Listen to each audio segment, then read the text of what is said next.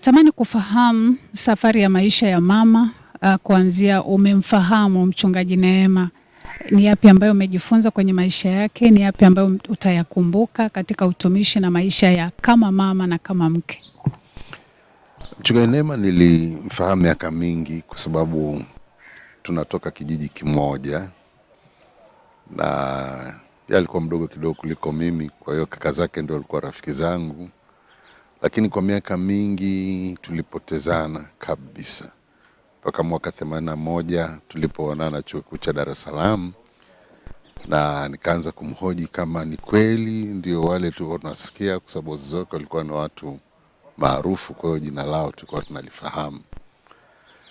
Na kwa hiyo kama mtu tuliyetoka kijiji kimoja ambao wote tumeokoka, alikuwa ni dada mpenzi sana. Dada mpenzi ambaye kijana yeyote wakati ule ambaye angemuona asingelijisikia vibaya kwamba binti huyu anaweza akawa mwenzi wa maisha. Katika vijana naamini sio mimi peke yangu, lakini mimi ndiye nilikuwa na bahati ya mwisho kabisa kumilikishwa na Mungu chombo hiki ambacho kilikuwa kama zawadi katika maisha yangu. Kwa hiyo tuliona mwaka 85, na kwa hiyo maisha yetu ya ukaribu yalianzia hapo. Neema akiwa ni mfanyakazi wa serikali toka mwaka 84. Mimi nilianza serikali mwaka 78, lakini sasa nilikwenda shule, kwa hiyo 85 nikarudi tena kuendelea na ajira yangu. Na kama watumishi wawili wa serikali na vijana tuliokuwa tunampenda Yesu, tuliendelea kuwa pamoja katika kuitumikia taifa letu na katika kulifanya shauri la Bwana katika maisha yetu. Kwa hiyo tukizungumzia maisha ya familia, Neema amekuwa ni mke bora sana. Sio kwa sababu ni mke wangu kwamba nimzungumzie, lakini Neema alikuwa ni mwanadamu wa kawaida, lakini aliyekuwa amejaliwa moyo wa tofauti sana. Na kwa hiyo tuliishi maisha ya kupendana sana kwa miaka yetu yote 41. Tumepita changamoto wanazopita wanandoa wote wengine. Labda kuna nyingine hatujawahi kuzisema, inawezekana labda sitaishi kuzisema, lakini zilikuwa si nyepesi.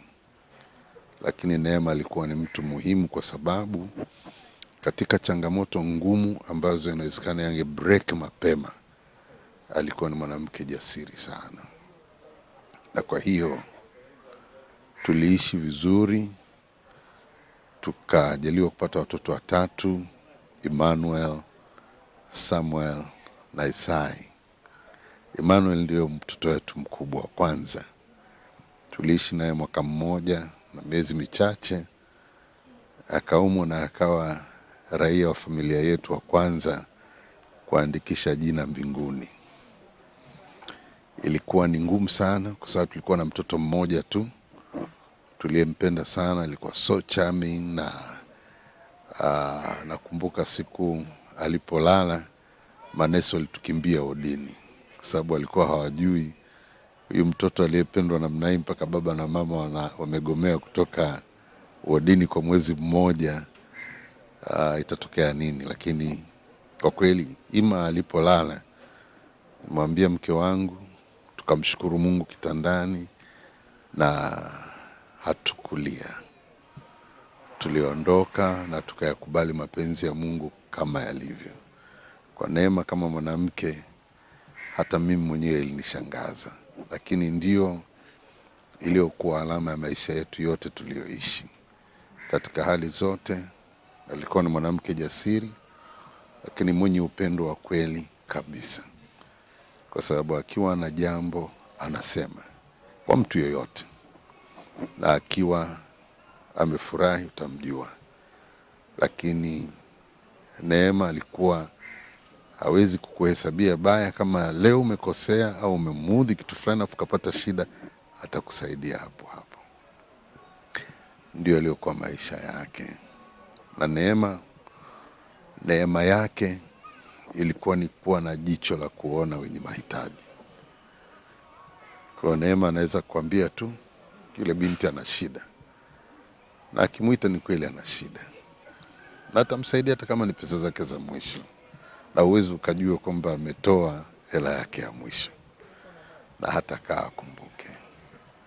Sasa hizi zilikuwa zinaonekana nje, lakini na mimi nilizifaidi ndani, kwa sababu alinitendea mema maisha yangu yote.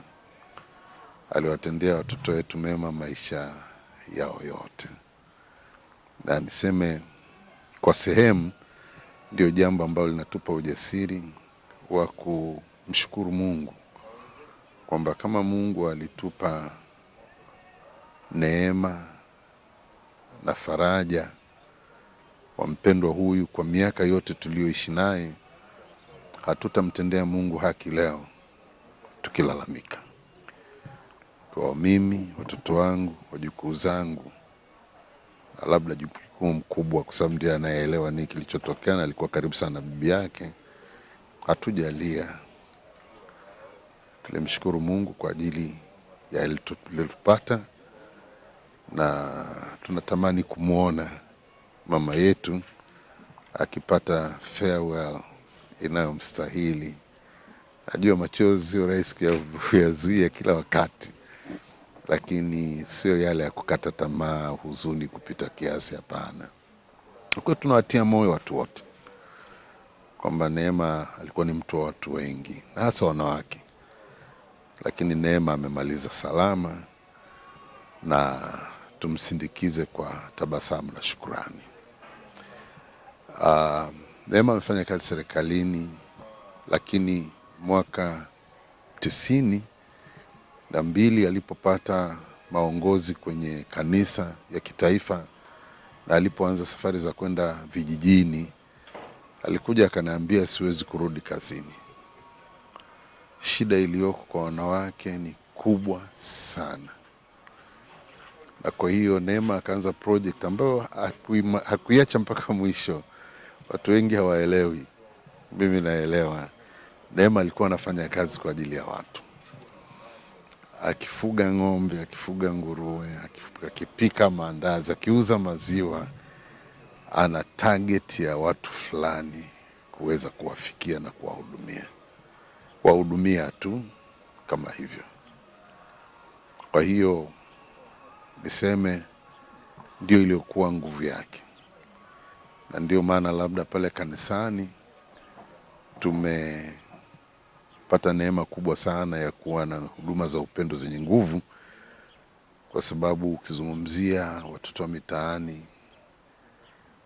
yani wanamuita bibi kwa maana hiyo, na amehangaika nao toka tulipoanza ibada za Jumamosi miaka 5 iliyopita. Amewapikia chai na vitafunwa kila Jumamosi mpaka Jumamosi iliyopita. Kwa nauliza jana vijana, kesho kuna ibada, maana nilikuwa najiuliza sasa atakayepika chai ni nani. Lakini Neema atawapikia chai ya maziwa na vitafunwa jikoni kwake.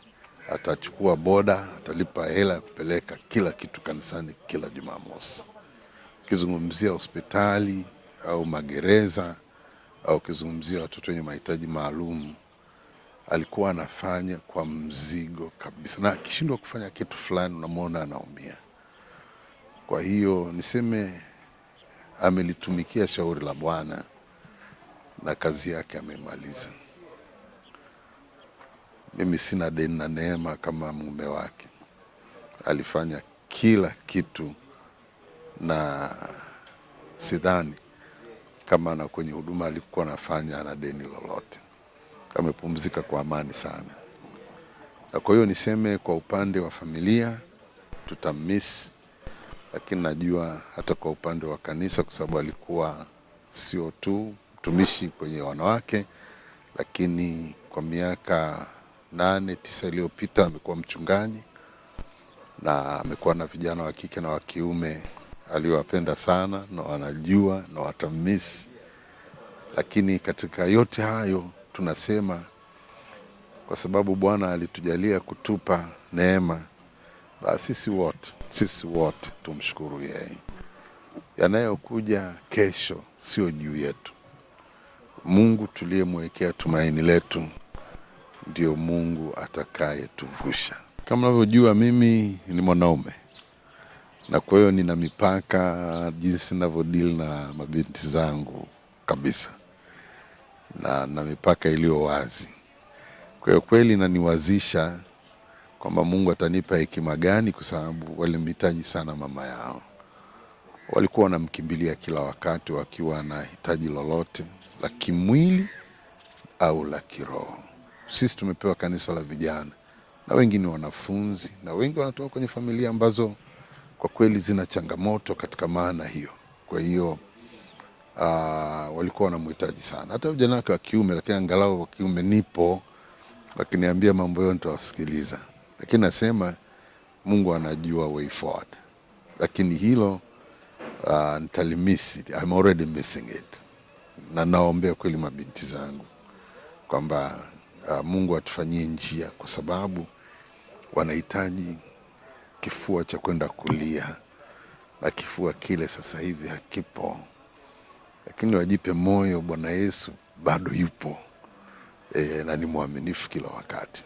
Niliwaambia watumishi fulani nilikuwa nazungumza nao kwamba nilikuwa nasoma kwamba hatujui siku wala saa, lakini sasa ninaelewa kweli hatujui siku wala saa.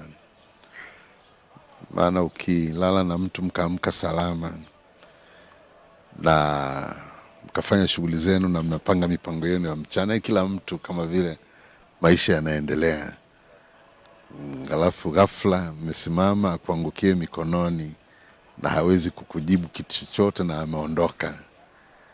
Mimi nasema kwanza ni neema kubwa sana, kwa sababu kibinadamu pamoja na ugumu, lakini nadhani ni vizuri kuliko ningemwona mke wangu akiteseka kitandani. Na kwa hiyo Mungu amemheshimu kwa namna hiyo, na mimi nimeona kumtumikia Mungu kuna faida. Neema alitumika kwa uaminifu na Mungu akaamua kumheshimisha hivyo. Aliondoka na tabasamu yake, na ndio ninaiona kwenye moyo wangu na macho yangu. Simuoni akiwa amedhoofu, anaumia na maumivu. Namuona akiwa na tabasamu nyumbani mbele za baba yake. Aliniuliza swali lake la mwisho, leo ninauza maziwa lita ngapi? Yale anayochemsha ili vijana wabebe wakauze. Kwa kile kikanifanya mimi nivute kitu pale jikoni, maana nisingekaa pale jikoni. Nikavuta kiti, nikachukua simu yangu, nikawa na hesabu, kuna muuliza nani anachukua maziwa kiasi gani, huyu kiasi gani. Alafu nikamwambia lita 45. Akafanya nikafikiri ameungua na mafuta jikoni. Kwa hiyo nikasogea karibu naye, lakini nikaona anaanguka, kwa kumdaka ameondoka. Ameondoka kabisa. Si unajua kibinadamu lazima uhangaike naye. Alihangaika naye, najua namna ya kuhangaika na watu kama hao. Nimefundishwa, sikuwa na bahatisha. Lakini baadaye nilipotulia, baada ya lisali moja, nilisema yani kwa nini unapata tabu kama vile unajidanganya? Wewe hayupo huyu. Kabisa. Kajifungia naye ndani masaa mawili. Sasa nikaanza ile kwetu ile kukemea roho ya mauti. Unaelewa nimeshakubali kwamba hayupo. Nilikuwa mkali kweli, nikaingoa hiyo, ngoa na wewe. Uko nyumbani unangoa roho ya mauti, na kaondoka na gari la moto. Basi nikafika mahali nikanyosha mikono, nikamshukuru Mungu, nikaomba. Nilikuwa na mjukuu wangu, nikamweleza mjukuu wangu, tukazungumza tuliozungumza, tukamalizana na mama, tukamwachia Mungu.